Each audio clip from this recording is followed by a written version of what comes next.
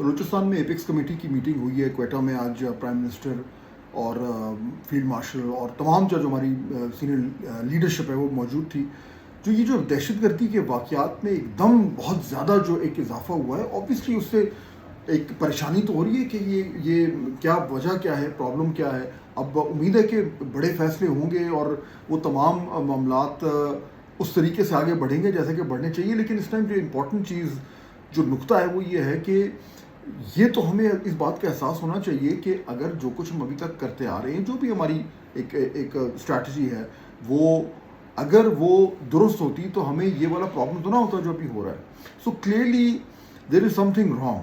اب یہ بار بار بات ہوتی ہے کہ جی ڈومیسٹکلی جو ہماری فالٹ لائنز ہیں, جو ہماری لوگوں کی گریونسز ہیں, ان کو ایڈریس نہیں کیا جا رہا. لیکن ساتھ ساتھ جو ایکسٹرنل فیکٹر ہے کہ جی افغانستان سے, انڈیا سے جو ہے وہ دہشت گردوں کو کس طریقے سے سپورٹ مل رہی ہے وہ بھی ہے. تو ادھر in both cases the fact is کہ ہمیں کوئی نہ کوئی ایکشن تو لینا ہے. اگر ڈومیسٹکلی جو ہماری رنجشیں ہیں یا جو بھی ایک سوشل پولیٹیکل گورننس ایشوز ہیں بلوچستان میں وہ اگر سالو نہیں ہو رہے تو somebody has to be held responsible. اور ہمیں یہ بھی دیکھنا ہے کہ بھائی اگر جو کچھ ہم کرتے آئے ہیں اس سے وہ رزلٹ نہیں ملے تو that means clearly it is time to change. Similarly جو کچھ باہر سے ہو رہا ہے, اب ہم بات کر رہے ہیں کہ جی افغانستان سے ہو رہا ہے, افغان رجیم سے, ہم طالبان رجیم سے خود کتنی بار بات کر چکے ہیں, کیا فائدہ ہوا؟ کچھ بھی نہیں ہوا. اب ہم انڈیا کا نام لے رہے ہیں, اچھا کر رہے ہیں کہ ہم لے رہے ہیں, لیکن نام لینا از ناٹ انف. ہم نے آگے نیکسٹ کیا کرنا ہے, کون سے اقدامات اٹھانے ہیں جس سے ہم یہ کہہ سکیں کہ جی اب جہاں باہر سے جو دہشت گردوں کو جو سپورٹ مل رہی ہے اب وہ نہیں ہوگی.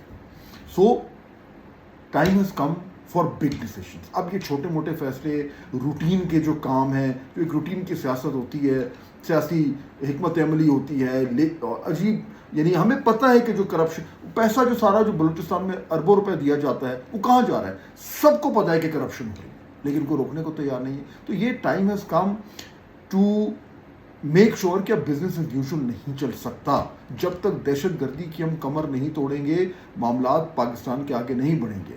سو وی آل ہوپ کہ اب جو بھی فیصلے ہوں گے وہ ہارڈ ڈیسیشنز ہوں گے اور 100% ان کے اوپر عمل درآمد ہوگا ریگارڈلیس آف پولیٹیکل ایجنڈاز اور پولیٹیکل انٹرسٹ.